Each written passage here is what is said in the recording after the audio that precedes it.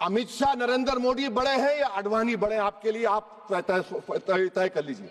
अच्छा सर, आपके tribunal sir, railway Clements tribunal, NGT tribunal, income tax, वैसे 14-15 tribunal, Hindu endowment का ट्राइब्यूनल, सबका अपील नहीं होती, रिव्यू होता है।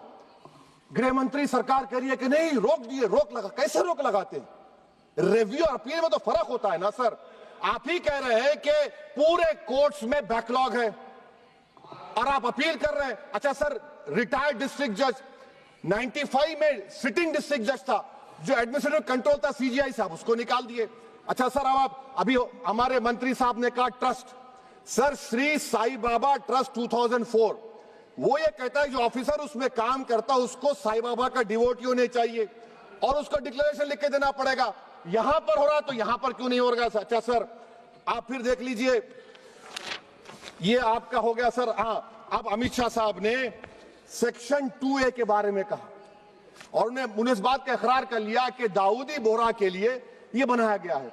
मगर मैं आपके जरिए से गवर्नमेंट से पूछना चाह रहा हूं, आपने तो उस प्रोवाइजो में दाऊदी बोहरा का नाम ही नहीं लिखा, आपने उनको भी थैंक यू कर दिया, उनका नाम क्यों नहीं लिखा आपने? और सर, और गवर्नमेंट क्या कर रही है, आप मुस्लिम समाज में जो बेकार किस्म के लोग हैं उनको एक रास्ता बना रहे हैं, एग्जिट दिखा रहे हैं कि तुम्हें वक्त से बचना है तो तुम्हें ट्रस्ट बना लो। ये क्या कर रहे हैं सर आप? कम से कम उन दाऊदी बोहरा को आप दे देते। अच्छा sir, clause 3V section 36 clause 18 देख लीजिए, oral Waqf, oral appointment has sought to be discontinued even though it is recognized practice in Islam. Muslim personal law is recognized oral waqf and 1937 Shariat Application Act. Sir आप clause 39 पर आ जाइए, 5 साल के लिए मुसलमान। मैं किरण रिजिजू से पूछना चाहता हूं, सर दाढ़ी रखे तो मुसलमान प्रैक्टिसिंग है या क्लीन शेव आपकी तरह है? तो बताइए हमको, प्रैक्टिसिंग क्या होगा? अच्छा, किसी को पकड़ के मॉब लिंच कर दिया और बोले कि जीएसआर का नारा लगाया, और वो जीएसआर का नारा लगाया तो क्या मुसलमान रहेगा? नहीं रहेगा। या फिर देश के प्रधानमंत्री ने कहा था कपड़े देखकर पहचानो, तो क्या कपड़े देखकर आप कह देंगे? अच्छा, अगर कोई क्रिश्चियन हिंदू धर्म कबूल करता है तो क्या वो मंदिर को नहीं दे सकता प्रॉपर्टी? फिर भारत के संविधान में आर्टिकल 300 क्यों है सर? राइट टू इक्वालिटी क्यों है? फ्रीडम ऑफ रिलीजन क्यों है? 5 साल कहां से लाएंगे? अच्छा सर, और एक चीज सर, और एक चीज मैं आपको बोल के खत्म कर दूंगा सर। इस बिल में वक्फ औलाद का सर, इसमें आप देखिए clause 432, the creation of waqf al-awlad shall not result in denial of inherent rights to heirs, including women heirs or the waqif or any other right of person. Sir, ये article 25 का violation है, शरीयत application act 37 का violation, article 300A का violation है। अच्छा, हिंदू धर्म में सेल्फ एक्वायर्ड प्रॉपर्टी को एक हिंदू, अब उसके फर्ज के 2 बच्चे हैं, वो एक को अपनी पूरी दौलत दे सकता है, कोई रोक टोक नहीं है। वो कहेगा नहीं मैं घर के बच्चों को नहीं दूंगा, मोहल्ले के गरीब को दे दूंगा, वो भी कोई रोक टोक नहीं है। वहां पर आपको बच्चों की फिक्र नहीं है। जब मैं अपनी प्रॉपर्टी को अल्लाह को मालिक बनाकर दे रहा हूं, आप कह रहे बच्चों की फिक्र नहीं है। इतनी मोहब्बत आप बिल्किस बानो से दिखा देते तो आपके लिए दुआएं देती आपके लिए।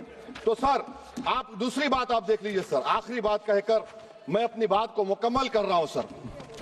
नहीं खैर, मैं मुकम्मल कर रहा हूं। स्पीकर साहब बहुत टाइम दे दिए सर। आप देखिए, इसमें अमित शाह साहब बोले कि इतनी प्रॉपर्टीज का कब्जा हुआ, चोरी हुई, ये हुआ। सर, क्लॉज 2652A सेक्शन, अगर कोई प्रॉपर्टी बेचता है 2 साल की सजा थी, आपने क्या कर दिया? उसको 6 महीने कर दिया। नॉन बेलेबल था, आपने बेलेबल कर दिया।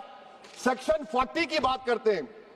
सेक्शन 40 में सर हमको जो ज्वाइंट वर्किंग कमेटी का जो नोट्स दिए, उसमें मिनिस्ट्री ऑफ माइनॉरिटी अफेयर्स ने कहा कि 30 साल में 515 केसेस सेक्शन 40 के और सिर्फ 8 लोग कोर्ट को गए।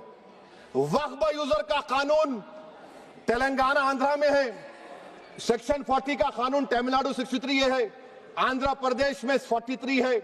और सर आप डायरेक्शन दे रहे हैं। अच्छा, क्लॉज 4218B देखिए सर, आप रूल बना रहे हैं, कोऑपरेटिव फेडरलिज्म के खिलाफ है, इतना रूल बना रहे हैं। और आखिर में सर मैं आपको बताना चाह रहा हूं स्पीकर साहब, ये बिल का मकसद सिर्फ मुसलमानों को जलील और रुस्वा करना है, मुसलमानों को दूसरे दर्जे का शहरी बनाने का इनका मकसद है। सर अगर आप हिस्ट्री को पढ़ेंगे तो महात्मा गांधी उस वक्त के व्हाइट अफ्रीका में सफेद फार्म अफ्रीका के कानून को महात्मा गांधी ने कहा था कि ये मेरा कॉन्शियंस इसको मानता नहीं, मैं इस कानून को कबूल नहीं करता हूं। तो महात्मा गांधी ने क्या किया, उन्होंने उस कानून को फाड़ दिया। तो मैं गांधी की तरह इस कानून को फाड़ता हूं। ये अनकॉन्स्टिट्यूशनल है सर। इस देश में झगड़े पैदा करने का काम बीजेपी करना चाहती है मस्जिद और मंदिर के नाम पर, इसीलिए मैं इसका कंडेम करता हूं और मैं आपसे गुजारिश करता हूं कि मैंने अपने 10 अमेंडमेंट दी हैं, आप इसको कबूल करिए सर, मुझे बोलने का मौका दीजिए और उस पर डिवीजन का मैं डिमांड भी करूंगा। Thank you sir.